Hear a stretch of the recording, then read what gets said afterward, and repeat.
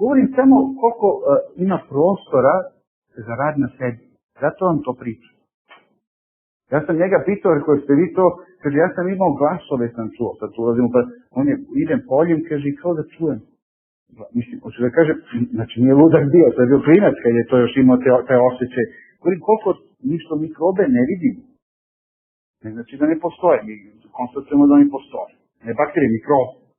A zašto tvrdimo da ne postoji nešto u ovoj duhovnoj dimenziji, odnosno kako je zovemo, iako ne vidimo? To što naša čula nisu prilagođena nečemu, ne znači da to ne funkcioniše. Ne postoji.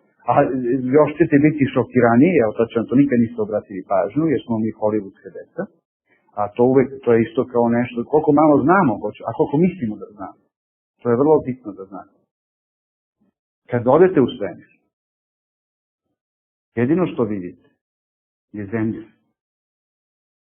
Vidite sunce, hladnu svetlost i možda mesec možete da vidite, da gdje se pozicionirate. Ali samo ta tri. Sve mrak. Nema zvezda, nema nikakvih lepih boja. Verovali ili ne, a obratite pažnju na autentične snimke i kad su filmovani, to je informacija, ja to prvi put sam čuo, nikad mi to nije palo na pamet, da je mrkli mrak u svemiru, jer mi kad gledamo zvezdi, to je milina jedna, čini se, samo da mi da odemo u svemir. Nema to spektar boja, fantastičnih i tako da i tako da. Samo može lepše da bude nego od zemlje kad gledamo. Mrkli mrak. I to je taj šok koji svi, oni astronauti, svi dožive, jer u stvari oni gledaju i nema ničega na mrak. I polulokica ili koja pruta onak u onom beskonačnom crnilu. Tako da. Ko je to depresivni, vidite koliko je to sve dramatično u svesti ljudskoj. Kaže da ova informacija je iz svemirskog centra Rusije, neću da kažem ko mi je rekao, ali pouzdana. Naš čovjek neki koji je bio tamo. I kaže, znaš li ti to i to? Kaže, grdne pare se plaćaju da ta informacija ne bude podvučena, odnosno da se ne priča o tome da je to sve tamo mrak. Došao je Dimitrijević, to je bio ministar za nauku u vreme Miloševića, a sad je direktor observatorije u Beogradu, profesor Dimitrijević, i ja dođe neko predavanje, njega pitam. Jer je istina da kad smo u svemiru, da mi samo mrak vidimo tamo i da nikakve te zvezde, da je to ta čuda koja mi vidimo i tako dalje, se ne vidi. I pričam odakle mi informacije. I on kaže da.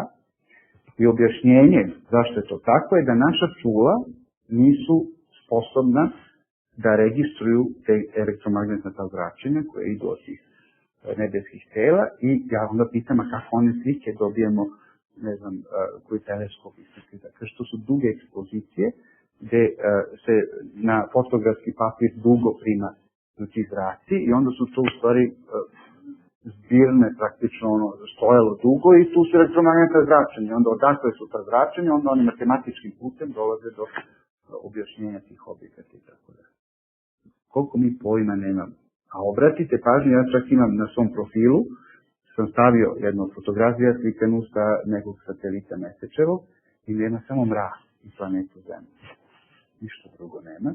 I to je, ima takvih fotografija, nije to, ali ovo je samo jedna digresija, malo od opuštanja, da vidite kako u stvari ceo život bismo proveli i provodim, sve u kraju ostao sam vam rekao, pa ćete možda obratiti pažnju. Ali neće obratiti ljudi pažnju. Živimo u hollywoodskom filmu, spektru boja, svemirskih i tako da.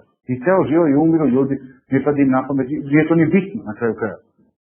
A onda se postavlja pitanje šta je ono na nebu. I tako da je kako mi smo noću, šta to mi vidimo. Ne, ništa molimo.